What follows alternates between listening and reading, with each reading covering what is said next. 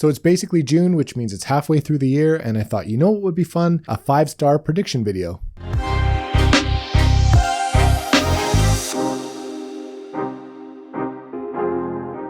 Hey guys, welcome back to the channel. My name's Theo. Today I just wanted to do kind of a fun one. Given that it's basically halfway through the year, I wanted to predict which books of the ones that I have planned for the rest of the year I think are going to be 5-star reads for me. Now, I'm trying to keep this list a little bit short and realistic because I want these books to be books that I'm actually going to try to fit in the latter half of 2022. And I'm planning to read quite a few more books, and they all can't be 5 stars. I do want to make a little bit of a caveat, and that is the books on this list are going to be new to me series. Like, they're not going to be book 2 or 3 in a series that I'm already invested in, that I already enjoy. These are going to be fresh starts, either brand new series or brand new standalones, or, first books or whatever. There is one exception to that, and I'll let you guys know when I get to it. But for the most part, again, fresh books to me and true predictions of series that I have not touched yet. Without further ado, I'll just get right into this one. I'm going to start with the first one, and it'll be interesting to see how these predictions turn out at the end of the year. The first one I have here is a book that was put on my radar by a really good friend of mine, Madison. She could not stop gushing about this book for quite some time. I've seen a little bit about it on BookTube, but not a whole lot, but it's out there. People know about this one, and that is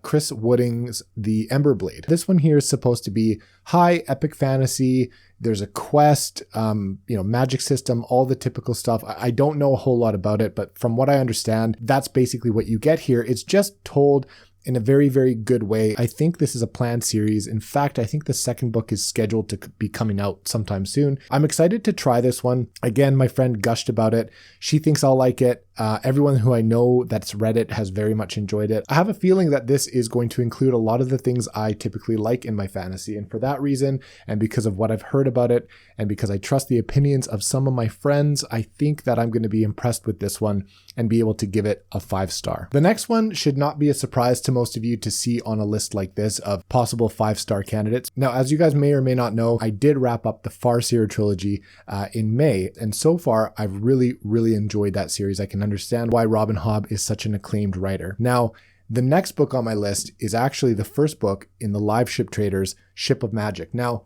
if you'll remember, I said that there was one exception to this, new to me list, and that is, obviously I read the Farseer trilogy, but this is a first book in a brand new trilogy that follows, it comes after the Farseer trilogy, but it's obviously, it's tied into the same world, but it's unrelated. So I consider this to be a fresh start, a fresh trilogy. And I think that this is going to be a 5-star read based on what I've read from Robin Hobb and what I hear from people that have read the Live Ship Traders. These 3 books are some people's favorite in the entire realm of the Elderlings, which consists of, I think, 16 books. So that is huge praise. So I'm very excited to try this one. I'm going to be kicking this off probably in the next couple months. I have, like I said, wrapped up the Farseer trilogy, and I'd like to finish, if not 1 or 2, but I'm going to try to finish the entire trilogy of the Live Ship Traders in the last half of this year. Now, the next book is one that I'm very excited to dive into. I just finished last month the Nevernight trilogy, and I really enjoyed it. If you haven't seen my video, go check that out. I do have some hot takes on it. I do have some criticisms. It wasn't without its flaws, but I really, really enjoy Christoph's writing, and I'm very excited to pick up The Empire of the Vampire. This one is the first book, I believe, in his new series. I don't know.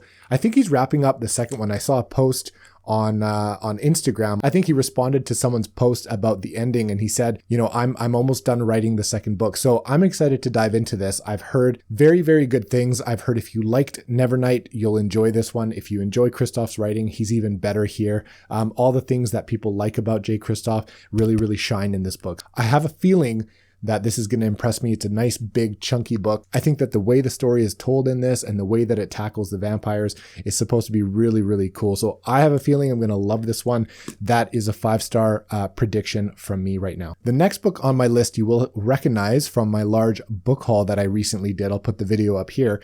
But that is City of Brass by S.A. Chakrabarty. I'm very, very excited to dive into this one. There is a read-along happening hosted by my friend Crow over at Mike's Book Reviews. That's happening in the fall. So I think in September, we're going to dive into this one. And I have the other, you will have seen in that book haul video, the other 2 books. I bought the entire trilogy. I think that this one is going to impress me. The vibe, the aesthetic of the setting being, Cairo, Egypt, a bit of a fantastical take on, the desert and jinns and, Egypt, I think is going to be very, very much up my alley. So this one is another 5-star prediction from me. I think I'm going to enjoy her writing quite a bit. Book number 5 on this list is one that I'm very, very happy to own in a hardcover because they are extremely difficult to find. And I owe that to one of my really, really good friends who sent me a copy because I could not find one. And that is The Empire of Silence by Christopher Rocchio. This is book number 1 in the Sun Eater series. I own all the books. I've talked about them before. I've been wanting to dive into this book number 1 for quite some time. And I promised to fit this in at least the first book, probably the first 2 at least in the last half of this year. I have a lot lined up. There's a lot that I still want to try and fit in. Life's been a little bit busy, but I know that I'm going to get at least this one in the next couple months. So I cannot wait. I've heard that Christopher Rocchio's writing is exceptional. It's very impressive. I've heard that he's a very, very technical writer.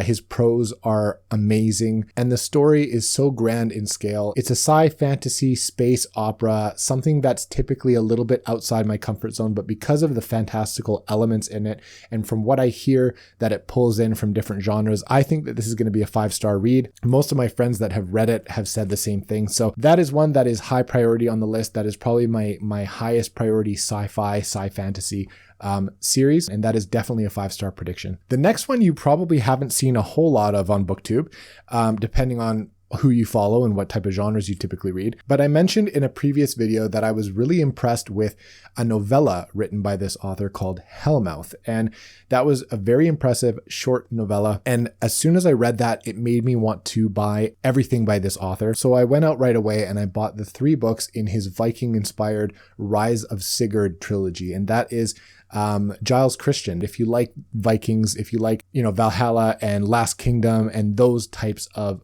stories, this is supposed to be very, very well done and very much in line with that type of stuff. So I'm very excited to try that. Giles Christian really impressed me with that novella. I bought those 3. If you haven't seen this around too much, I believe this is the UK cover. It's gorgeous. These are very short books. I can't speak to the other 2. I have them on the shelf, but they're basically all the same size. And this one is 308 pages. So very easy to fit in. I can't wait to try that. I have a feeling that I'm going to continue to click with Giles Christian's writing, and that one there, I believe, is going to be a 5-star book for me. The last book on this list is one that you will have also seen on my book haul video. I have a couple booktuber friends that absolutely gushed about this book, in particular the 2nd and 3rd book in this series, and that is The Dandelion Dynasty. This is the first book, Grace of Kings by Ken Liu. This is very much a politically focused fantasy, Asian inspired from what I understand, and people have raved about the quality of Ken Liu's writing, the characters, and just the brilliance with which he's able to write the politicking and the drama and, all that type of stuff. So I'm very excited to read this one. I wonder if this is his debut. I have a feeling that it's his debut. It's a Nebula finalist, which is pretty high praise. And so this one I'm very excited to try.